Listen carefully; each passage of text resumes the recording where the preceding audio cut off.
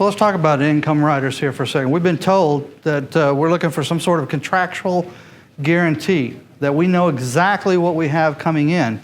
If we don't know what the market's going to do, it's kind of hard for the market to give you a paycheck, especially like Jim talked about during the down years. You know, when we first started, well, not when I first started, I'm a little young for that, but when Social Security first started, this is the Social Security handbook. Anybody want to read this? Well, I'm a National Social Security Administration advisor. I'm an approved advisor. And Social Security is not going to give you any information unless you ask the question. And so I'm able to help with that as well, too.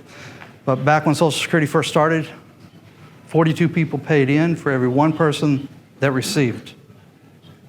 Fast forward to today, 3 people pay in for every one that receives. Can you do the math? It's not going to be there at some point unless something changes, and I don't see it changing. So, but we still need some sort of contractually guaranteed income. And that's taking just a small portion and putting it to the side so that no matter what happens in the market, we know we've got this coming in. It's kind of like being on a blackjack table. Basically, if you went to the blackjack table today and you sat at the blackjack table and the dealer said, hey, today and today only, all we're going to do is you're either going to win or you're going to push. How many of you would play that game? All day long. And that's what an income rider was designed to do. So you're going to get a guaranteed rate of return, and then it's going to pay you X amount of dollars at some point in time in the future. So let's look at income riders. When 6% actually equals 2%. They're going to give you a 6% guarantee, but in actuality, it's only going to equal 2%. I'm going to show you the math behind that. So what is an income rider? Everybody understand what an income rider is? It's an attachment to the base chassis of the plan that gives you that guaranteed rate of return and that future payout that's going to last a lifetime. So if I went into Best Buy today and I walked to the back of Best Buy and I found me a DVD Blu-ray player, I pick up that DVD Blu-ray player and I turn around, I walk back to the front where the cash registers are. I put that DVD Blu-ray player down. What's the first thing they offer me?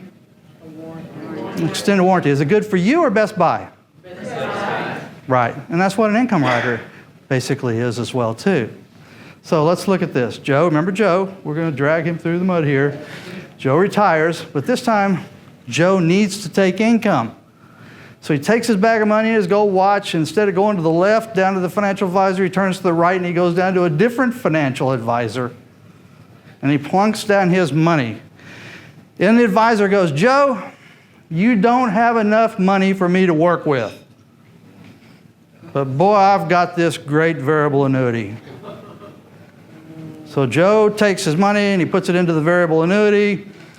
But this time he has attached an income rider to it that's going to give him a guaranteed rate of return. Remember what I said about a variable annuity? Not only are you going to participate in the upside, but you're also going to participate in the downside. So let's just assume that the market averages 5% for this particular product. We'll keep it the same as what we did on the S. But he attached an income rider to the base chassis. And the insurance company says, Joe, we're going to guarantee you 6% no matter what the market does. So his product's going to grow at 6%. And then here's a favor we're going to do for you, Joe. When it's time for you to start taking income in 5 years, we're going to pay you out 5% of whatever it grew to for the rest of your life. Good deal, right? So far. Remember the 2.5% fees? Now you got to add 1% for the income rider. Oh, did you want your spouse on this contract too? That was another 0.5%. Did you want a death benefit in the event that you died, that your heirs would get this? Oh, there's another 0.5%. It's kind of like going to a car dealership and the salesman sells you a car and he says, oh, by the way, did you want an engine? So let's look at this. 6% growth. This is the slow part. This is the part of the presentation I hate. It grows to 212. It grows to 224. It grows to 238. It grows to 252, 495. And it grows to 267, 645. Now Joe's going to take income from the 267. He was guaranteed the 6% growth. So 267, what did the insurance company say they would pay him? 5%. 5% of whatever the total was. That's $13,382. So on his $200,000, Joe's going to get $13,382, no matter how long he lives. Let's look at that. Are you paying real fees on a fake account? So how does a 1% fee actually increase to 15%? So let's see. When you add an income rider, here's what you need to understand on the income riders. When you add an income rider to the base chassis of the plan, and you turn the annuity on to start taking your income distributions, the growth stops. That's it. You've heard that commercial? What's your number? That's your number, 267. They're going to base that payout for the rest of your life on that 267. Does the fee go away? No. Right, watch this. 212 is what it grew to the first year.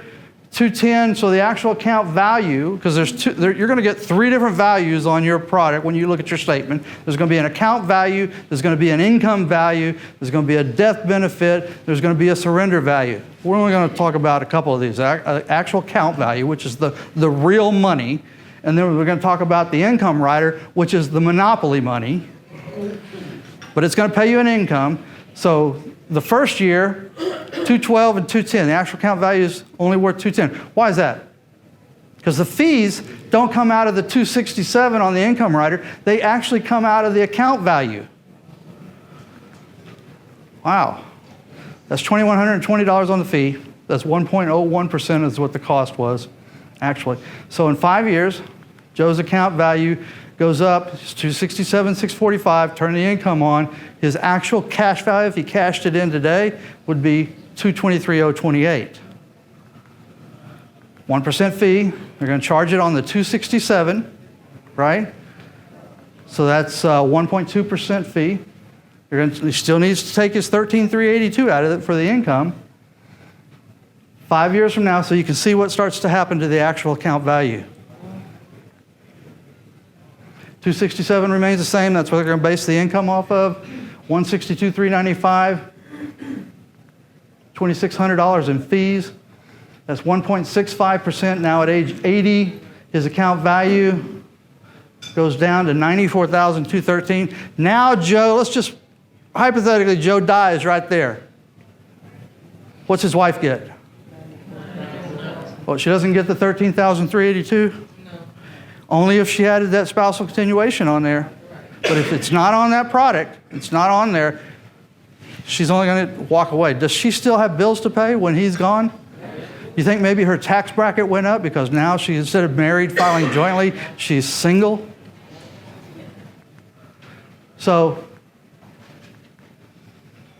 2.84%, age 85, account value is now 17,540.